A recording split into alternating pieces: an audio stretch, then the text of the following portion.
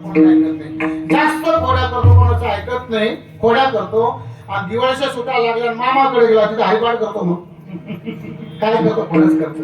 त्या मार्गाने जाणाऱ्या गवळणी पाहता मारतात, त्या मार्गाने जाणाऱ्या गवळणींना त्यांना आढळतात. गवळणीचा हात निघाला मथुरे हाताला, ते देखून जग देश धावला. गोप जेवून वेदी कन्हैया सरसर पडता, कन्हैया सरसर पडता. नको आरुता ये हो तुझा संग झालिया मगरी घरात सिया. तुझ्या अंगीची घोरट घाणी तनु काय दिससी ओंगळवाणी. घरी जाऊ दे, घरच्या लोकांचा धाक आहे. भगवान ऐकत नाही, कडून एक कडून विनंती करते. जाऊ दे कमल नयना, जाऊ दे रे कमल नयना.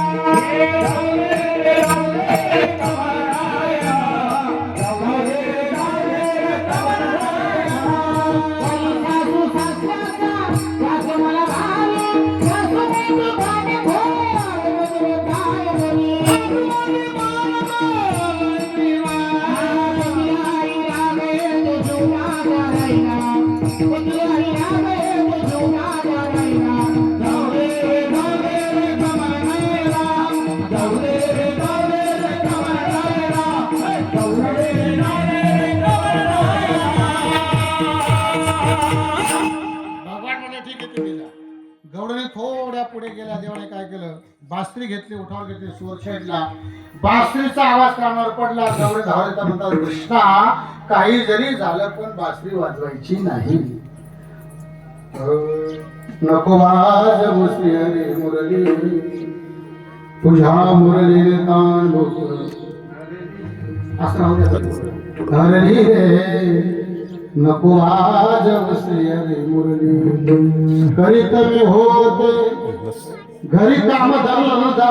करीत मी होते घरी काम धंदा. एकम एकी गडबडली, नको वाजव श्रीहरी मुरली. तुझ्या मुरलीचा ध्वनी अकल्पित पडला कानी. विवर झाले अंतकरणी, मी घरधंदा विसरले.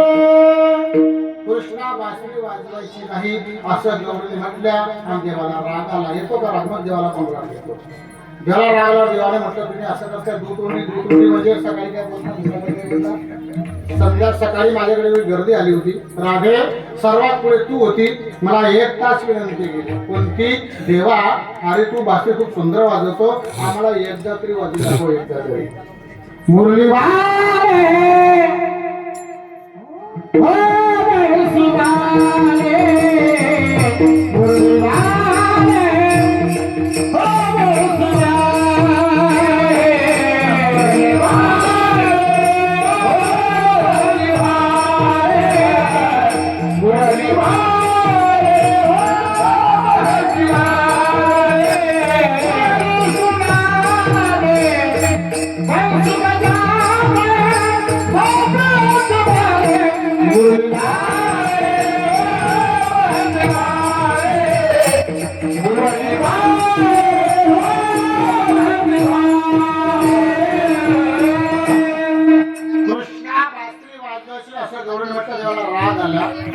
देवाला राग आल्यानंतर धर्मा मार्गे गवळ काय म्हणे?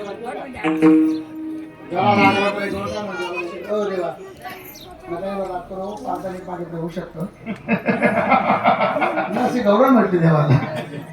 मी असं नाही म्हटलं वाजू नको. अरे वाजव, पण ऐकायला कशी पाहिजे? मधुर पाहिजे. कशी पाहिजे सांग? जरा धीरे से बजाना बंसी बजाने वाले, धीरे से बजाना बंसी बजाने वाले, बंसी बजाने वाले, मुरली सुनाने वाले,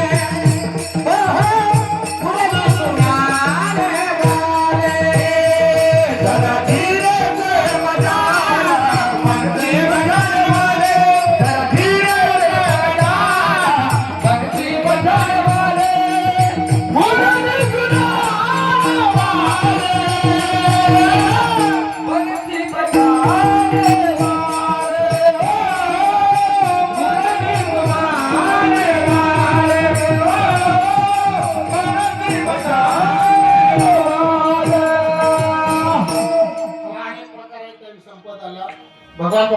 चालतात. किती गाई? आई तुझा एकुलता एक गाई राखली तो 9 लाख.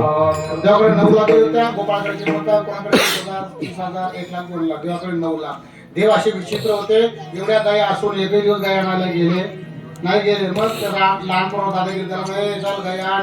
दिवसभर दादागिरी करायची आणि ते लहानपण घाबरायचे जायचे. ते गाई आणायला गेले ते त्यांची भाकर भगवान खाऊन टाकायचे, म्हणजे न्याहारी खाऊन टाकायचे. ते गोपाळ दिवसभर उपाशी मारायचे. गोपाळ म्हणे का रे दिवसभर आपण गाई राखतो, सावलीत बसून आपली भाकर खातो, उपाशी उद्यापासून त्याला म्हटलं कृष्णा उद्यापासून आमच्या द्यायचं नाही. मग तुझ्या गाई वेगळं आमच्या वेगळं.